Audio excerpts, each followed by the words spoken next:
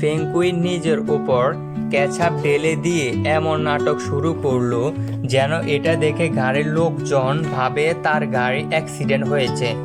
তখন ড্রাইভার তাদের বাঁচাতে চাইলো, কিন্তু এই সুযোগে অনেক পেঙ্গুইন গাড়িতে ঢুকে গেল, কারণ তার পেঙ্গুইনের মধ্যে অনেক হাওয়া ছিল, যার কারণে এরপর সে গাড়িটাকে ভিতরে ঢুকে গেল, নিয়ে গেল তাদের থেকে চিন্তা করে নেওয়ার পর এটাকে কেটে কেটে টুকরো করলো এবং বিমান বানাতে শুরু করলো, যাতে প্রাণীরা সবাই নিজের বাড়িতে সহজে পৌঁছে যেতে পারে। এবং সবাই সাহায্যে বিমান তৈরি করলো এবং বিমান উড়াতে সক্ষম হলো।